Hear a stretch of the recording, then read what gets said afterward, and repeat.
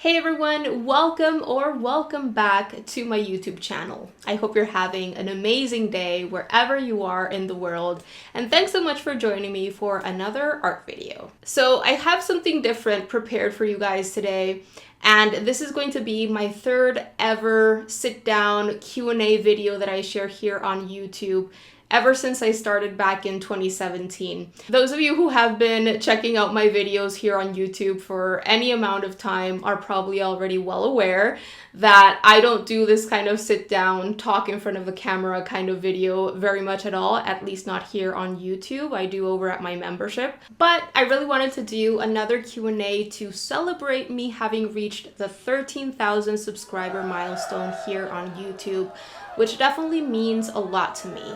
So I hope to be able to provide lots of value and that you enjoy this kind of Q&A video in which I respond to a whole bunch of different questions.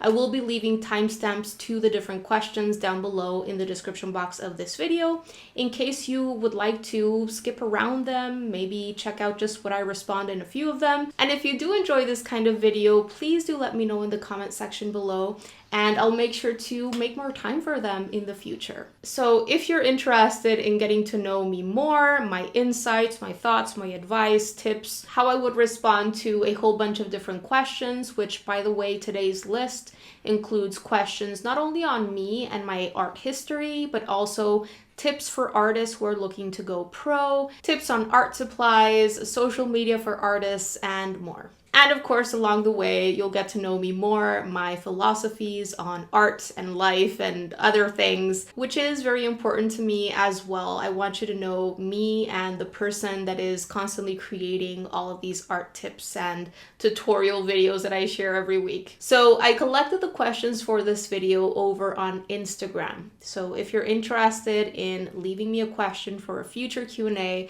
make sure to follow me over there because that's usually where I do that. And I made a list of 10 different questions from the ones that I collected. I felt that 10 was a good number for me to tackle in one single video. And what I did was I categorized them into groups. But let's go ahead and jump straight into the first category, which is more questions about myself and my history with drawing and painting. All right, so let's jump into question number 1. And this one is, are you self-taught? And the answer to this question is yes and no, or partly, I guess. I had the immense fortune of being able to go to a pretty great art school on a scholarship, but my BA is in graphic design. So the actual classes and workshops on drawing, illustration, painting, the more fine arts kind of thing, they were very few and very far between. In other words, the skills that I learned from going to the art school, from studying graphic design in terms of drawing and painting, were kind of very, very basic. And so in terms of drawing and painting, I really did a lot of that learning and development on my own, either taking courses outside of art school during that time, in years before going to art school, and also after obtaining my BA in graphic design. I took courses online and offline, workshops, and that kind of thing. And of course, through reading books and also absorbing all I could from artists that I admire online who are so generously sharing their knowledge and their skills with us. I do feel that I made the right decision though, having chosen to get my BA in graphic design, because it equipped me with a lot of just knowledge and skills that I use so much in my creative business. I have my whole suite of designer software on my computer that I can quickly whip out and like create graphics and like design my website and like make sure that whatever I share online looks professional and has my branding, like that kind of thing. So it's been incredibly helpful for me to have all of those skills that I built up by just studying graphic design.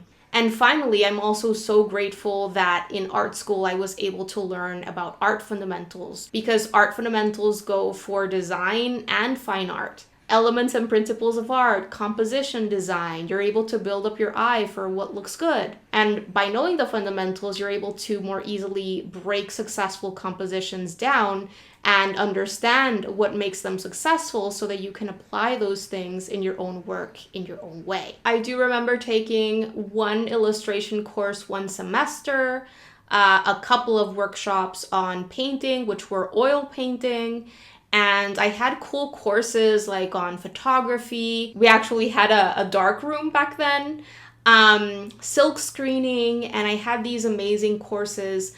Every semester I had one super intense course either on packaging design or like really exploring creating three-dimensional sculptures with different materials, advertising design, editorial design, that kind of stuff. All right, moving on to the next question, and this one is, how long have you been painting?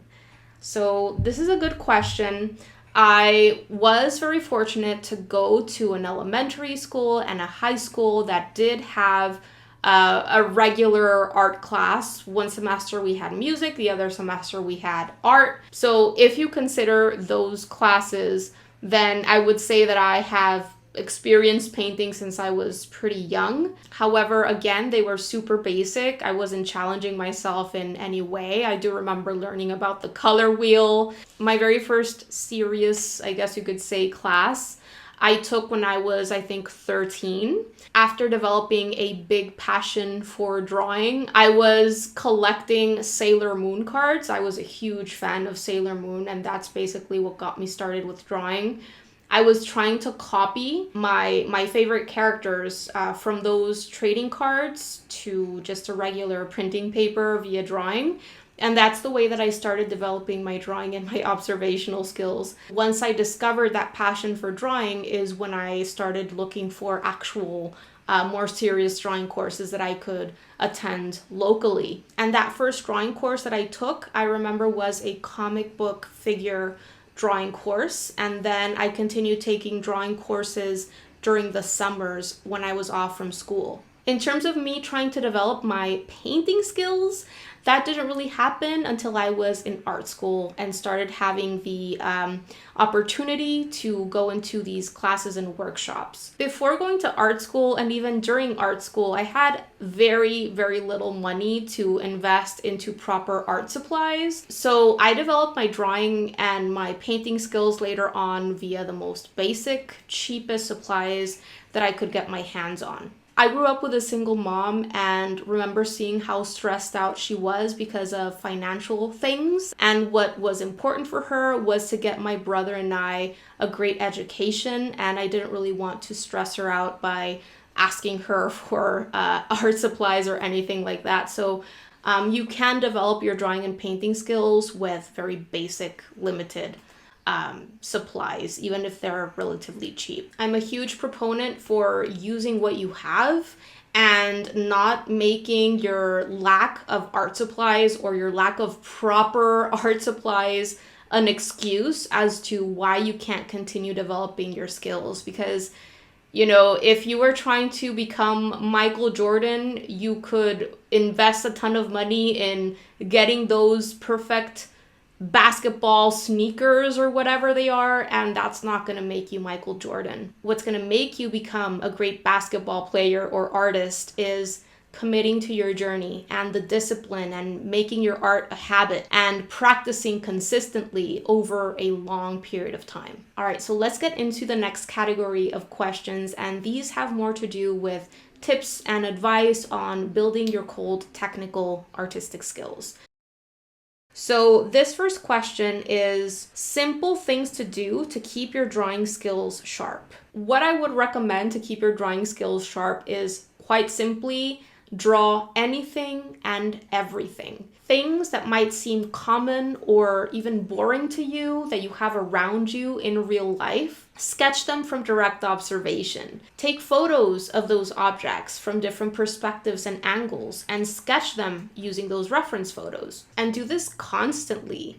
Don't wait to have a beautiful, super interesting object to draw And also, don't wait to have an hour or two to be able to sit down and draw. If you have a 10 or 15 minute period of time in between tasks that you have to do or whatever during your day, use that little bit of time to get some sketching in.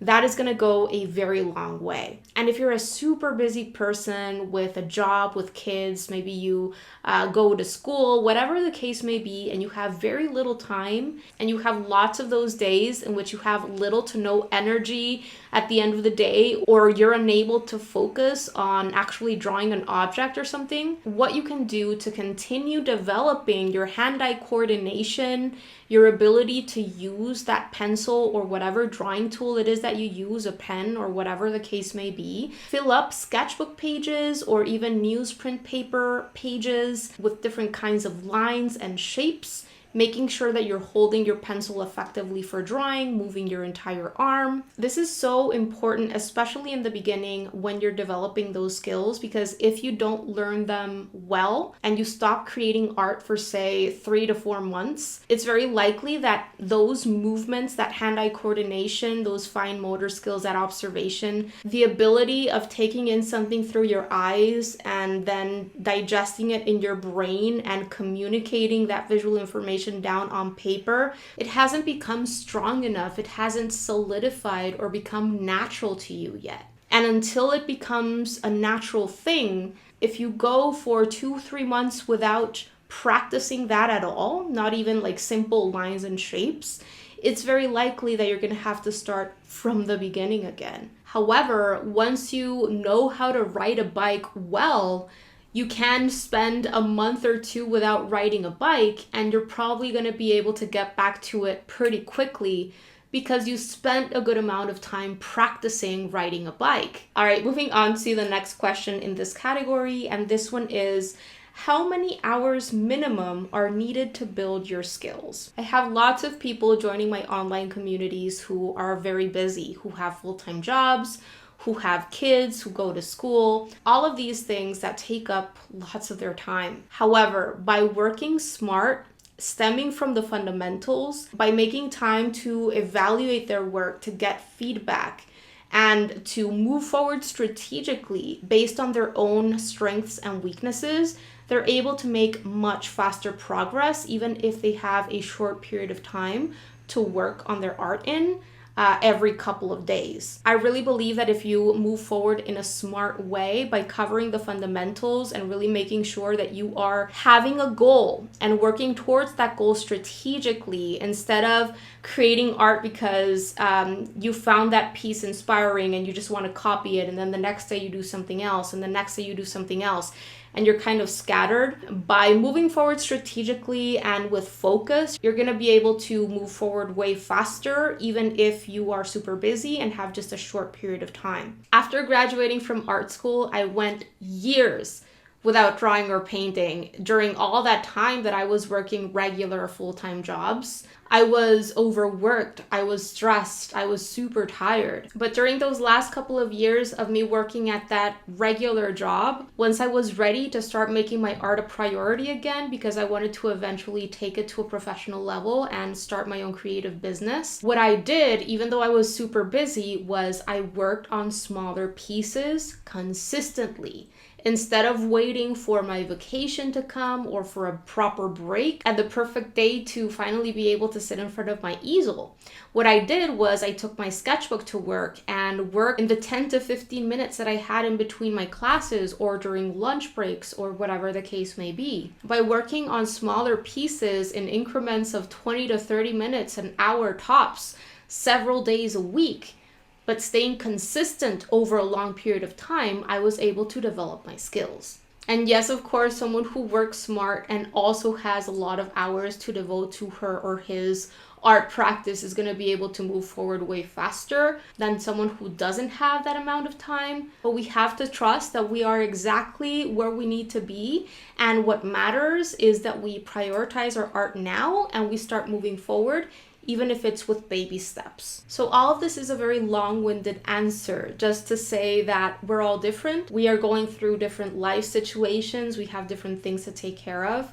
But if you're called towards art, don't set it aside. There is always a way for you to continue advancing your knowledge and your skills. Even if you're not putting pen or pencil to paper, you're still observing. You're taking things in like an artist.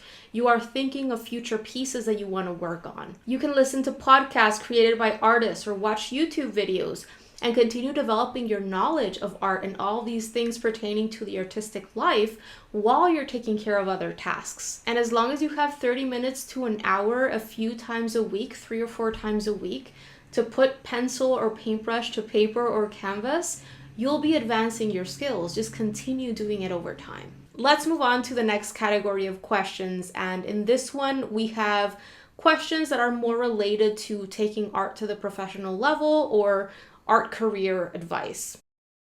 The very first question is, what kind of career path would you recommend for an artist who does not have an art degree? So to be perfectly clear, you don't need any sort of art degree to become successful as an artist. However, success means something different for each and every one of us. We all have different things that we want to do, different goals, etc. And in many ways, but there are definitely exceptions to this, artists who are wanting to go down a more traditional route of being represented by galleries and selling your artwork for very, very high amounts. There are kind of more things that they will judge you by or evaluate you by in order to let you into their circle or their gallery or whatever the case may be.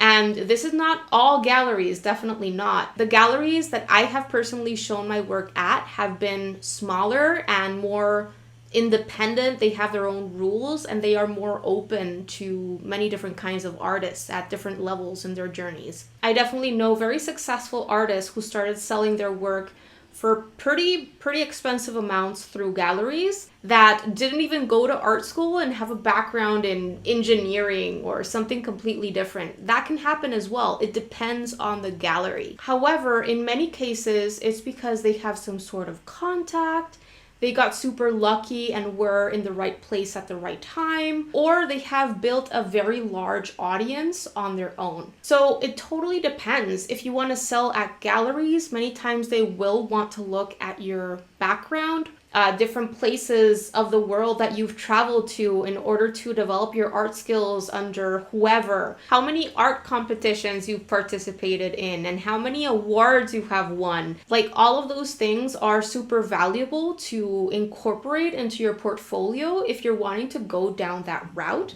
because those things are considered important by many galleries, but again, not all galleries are the same. I live in a city with very few galleries, and I can tell you that the ones that let you in relatively easily are very, very few, maybe 1 out of 10. To go into the others, you need a little bit more of a portfolio with the aforementioned things. I do think it depends on where you live and the amount of galleries that you have around and how much art is valued in your city or your town. Personally, I'm a bit of a rebel. I don't like paying to participate in competitions and having to go out of my way to demonstrate my value as an artist to people.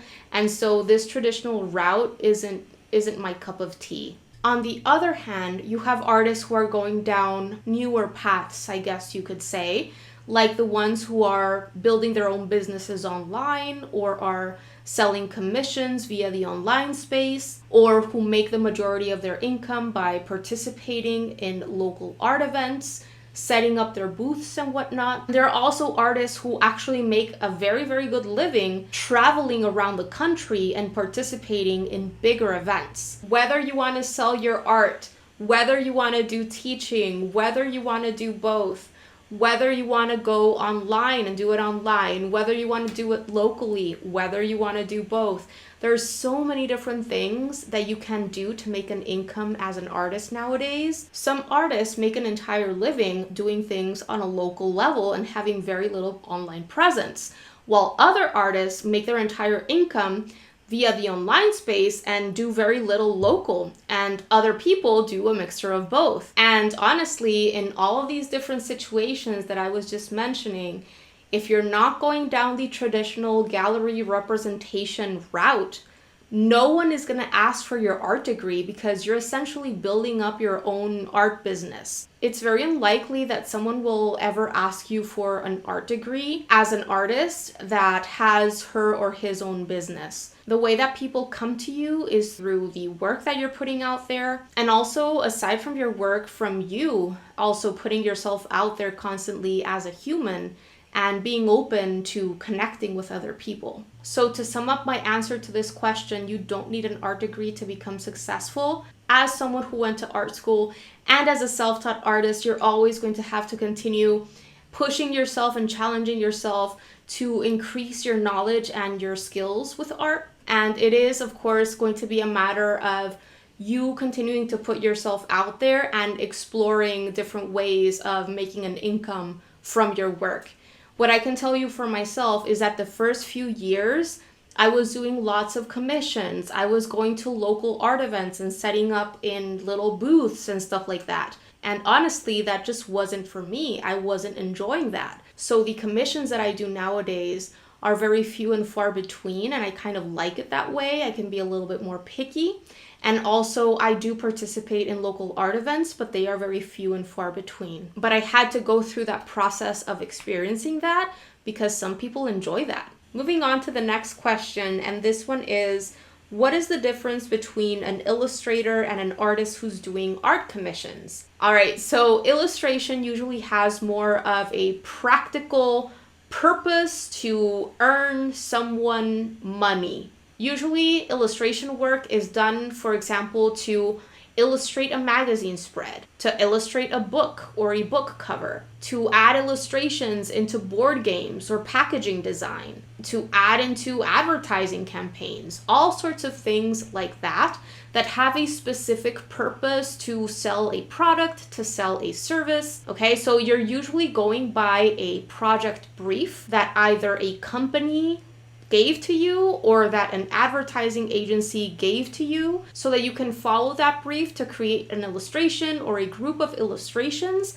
that is going to be part of a larger project. Usually, illustrations are also created for products that are going to be produced in mass through some sort of printing, such as, again, magazines, books, board games, packaging, etc. On the other hand, when you're working on art commissions, you are working directly with a specific client or customer that came to you specifically so that you can do that job, paint their family member, paint a house portrait, their pet, whatever the case may be. You're working directly with that customer, with the end final client. It's a direct communication with the client, and also it's one single original piece that you are providing. It's one single piece that has some sort of decorative purpose, usually to hang up on a wall in a house or a library or some sort of other company building or someone's office. In both cases, I would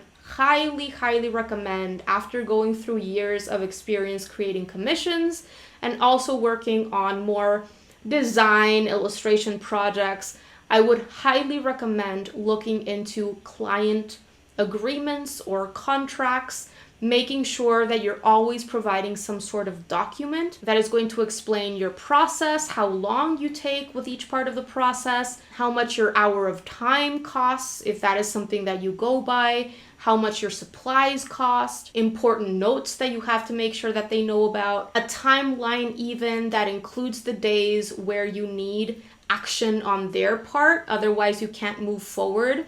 Otherwise, the end kind of final delivery date is going to change. You know, all of those things I would have down in writing, and I would highly recommend having someone sign that agreement, and also never ever starting any job without some amount of initial investment on their part. Moving on to the next question, and this one is, how do you actually get clients? The $1,000,000 question. Okay, so the fact of the matter is that you need to put yourself out there, and you need to put yourself out there consistently for a long period of time. And in the beginning, it's very normal to hear crickets. I'm sure the majority of artists go through that. And it is also super, super normal to have to first get that initial experience through providing your services or selling to family members, to friends, to co-workers. All of that is super valuable because that's how you gain that initial experience. You develop your skills to a higher level. You start knowing what it's like to work with clients and customers, and in terms of creating your client contracts and the process that you go through, all of that is invaluable experience. And then what happens is the word of mouth situation starts happening where your family members tell someone else, and your coworkers start telling someone else, your friends tell someone else, and your web starts expanding over time. But you need to keep at it. You can't give up.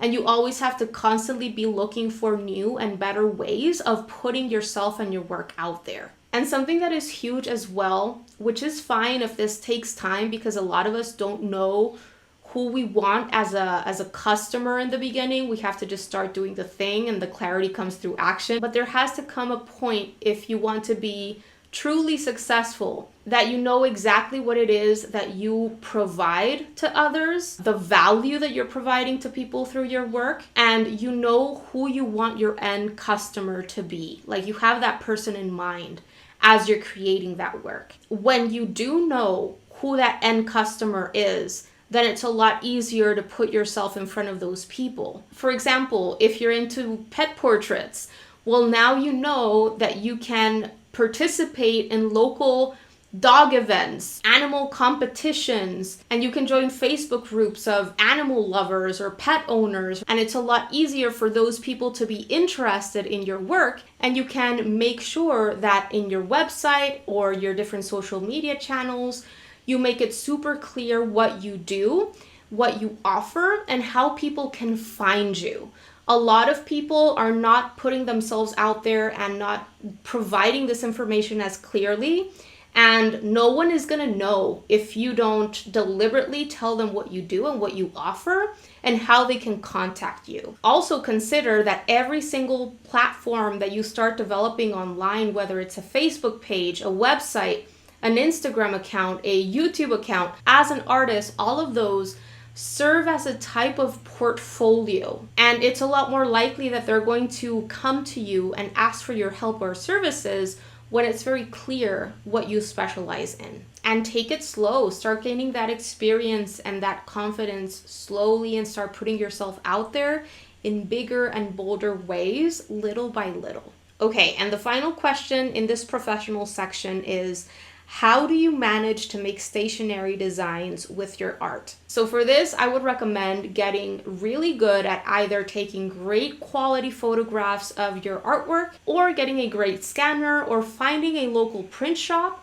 that can create great scans of your work. And by the way, finding a great print shop locally usually takes time, and it takes going to several and actually getting things printed out to see if the colors are actually what you want them to be and if the overall quality is good. There are lots of technicalities involved when it comes to both taking photos of your work or scanning your work. When it comes to taking photos of your work, you want to make sure that the piece shows even, uniform lighting all throughout the piece. You also want to make sure that you take your photos with some sort of tripod and that you are using the highest resolution possible in your camera or taking your photos in the raw format. No flash, and make sure that you're taking your photos before you varnish if you're working on stretched canvas, and definitely before you place your watercolor pieces or drawings behind any sort of glass or reflective surface. When it comes to scanning your work, you want to make sure that you are scanning at least 300 dpi. And if you scan your work at 300 dpi, don't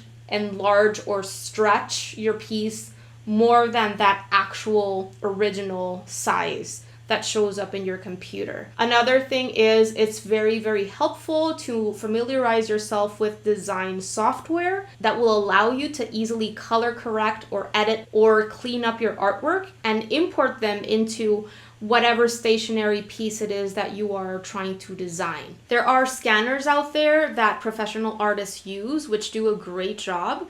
at scanning traditionally made artwork like drawings, watercolor pieces, etc. I'm going to make sure to leave links to a few of those scanners down below in the description box in case you're considering buying a scanner. But you can also find a local printer that can do the job for you. And as I said, prepare yourself to have to visit several different print shops and to actually get several pieces printed in each, so that you can evaluate which one is best. Something that I really like as well is making sure that my local printer that I am going to be going to is actually able to print on special paper that I actually provide to them. Okay, so I have 2 questions left, and we're now going into the art supply category here.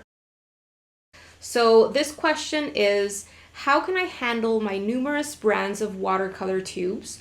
How can I create a palette of fewer colors? My present Winsor & Newton palette has 52 colors. In the beginning, when a lot of us are getting started on our art journeys, we fall into that trap of thinking that more colors is better. We are mesmerized with these huge watercolor sets that have a ton of different colors in them. But what I have learned over time is that more is not necessarily better. And I would honestly much rather have a smaller, more limited palette with higher quality paint. And unfortunately, what happens with many of us is that we invest in a whole bunch of different colors in the beginning, and then they are just left there completely unused. Or we have so many different colors that we can work with for any given piece, and it's totally overwhelming because we don't know which blue, which red, which whatever color to choose for the piece. And also, the more colors that you have on your palette, when you haven't worked with them enough, it's more likely that you're going to accidentally create a color that you didn't want as you're painting. And because you have all of these primaries and all these secondaries and all these tertiaries already there for you, you don't have to work on your color mixture, and you don't have to get to know colors as deeply, and this slows down your learning. What I would recommend doing is looking into split primary palettes. A split primary palette essentially has a warm and cool version for each of the primaries, for your red, your yellow, and your blue. And of course you can add in extra colors like a couple of different browns maybe, or just convenience colors that you want to have on hand, maybe a green that you really like, or extra colors like that. But those warm and cool primaries are your foundation, your base for your palette. If you have your primary colors, you can create any color that you'd like.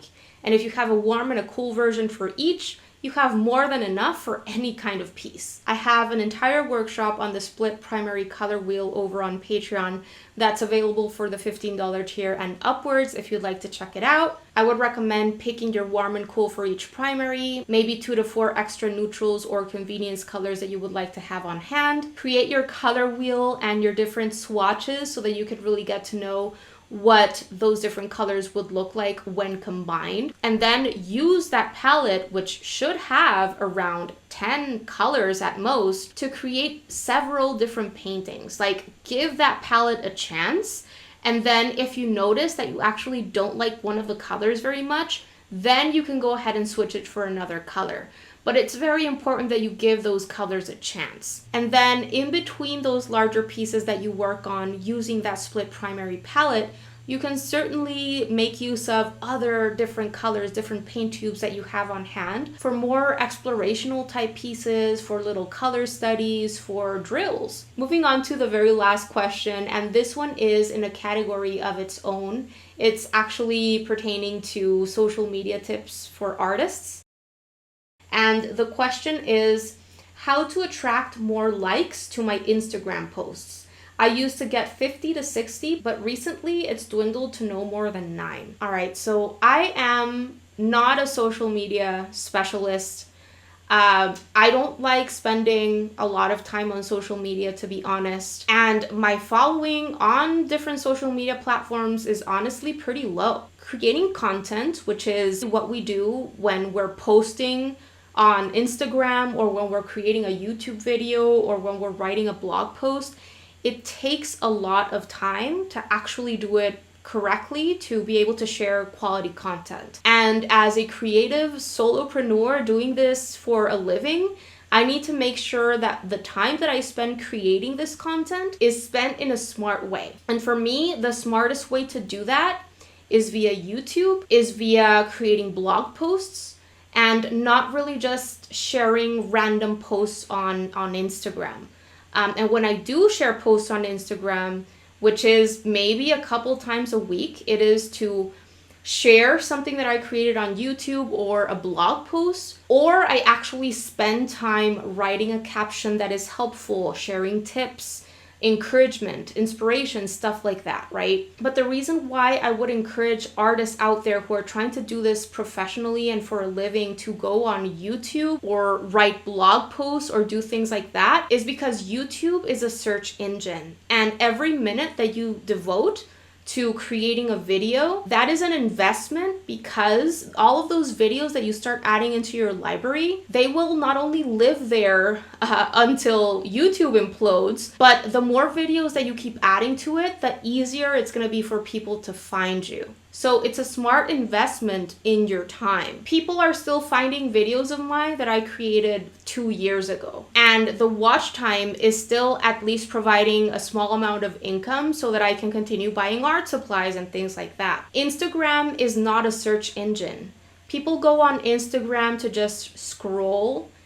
You're not really going into Instagram to look for ways to fix a certain problem, to learn something, etc. And another huge thing that I would recommend to artists trying to take this to a professional level in order to make a consistent income from your art and your art skills is starting an email list. Why? Because on social media, the algorithms change all the time, and your posts are getting shared with less people as time goes by. Unfortunately, it's just the way it is.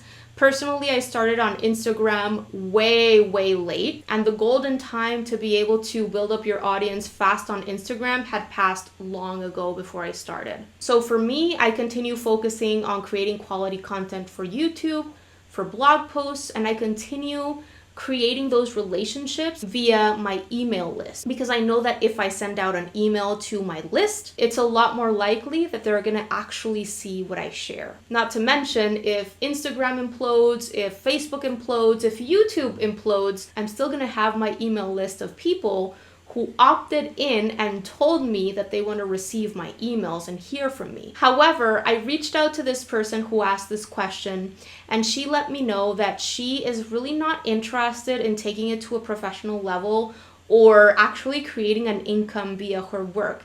She said that that would be like a plus, a bonus, but what she's actually interested in is creating connections with other people via her work, which is a beautiful thing. So what I would recommend in those cases is joining Facebook groups. That's free, and you can share your work in there, and it's a lot more likely that you'll be able to create connections with people in a Facebook group, because you're seeing the same people in there quite frequently, as opposed to on Instagram, where your posts are not going to be shown to everyone. And even the few people who do see your posts, it's even less likely that they're actually going to comment on your work. So I would recommend Facebook groups. There's so many that you can very easily join. I have a Facebook group of my own that you can join. It's full of amazing people, and it's available for my art email insiders. I'll make sure to leave a link to become an art email insider down below in the description box in case you'd like to join my free Facebook group. But also, honestly, if you're interested in creating connections with other people,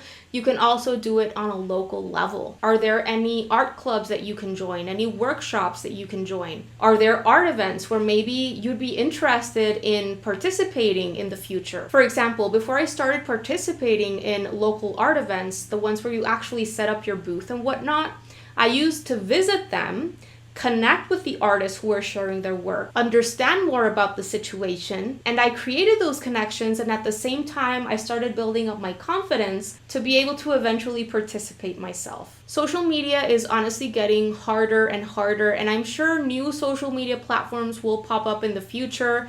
And if that's the case, maybe use them so that you can be part of that golden stage of that new social media platform and you can grow a lot faster. keep an eye out for that. But when it comes to Instagram specifically, it's very, very hard. But I do try to continue learning from specialists sharing videos and blog posts. There are so many people who are much better at social media than I am that actually have great YouTube channels that I have learned from myself. I'll make sure to link to some of those resources down below as well so that you can get more tips and ideas that will help you grow your account. So do continue learning best strategies and things that you can start implementing to continue growing your account as you grow as an artist. One of the key things though that I've learned from so many of these people sharing all these strategies on social media, the most important thing that I've learned from all of these specialists who are sharing advice on growing on social media is making sure that you are creating content that is valuable for people, because people are not going to follow you for nothing. You have to always be providing something that is helpful, something that is entertaining, something that is inspiring. You have to be willing to connect with others through, sharing about yourself and your creative process, or how you got inspired, all of that kind of stuff. Take time writing a caption that others can read and connect with. Make sure that you're taking great photos of your work as well, because Instagram is a very visual platform. So learn things on how to improve your photography and things like that. As I said, I share maybe twice, max 3 times on Instagram a week, and that is on a good week.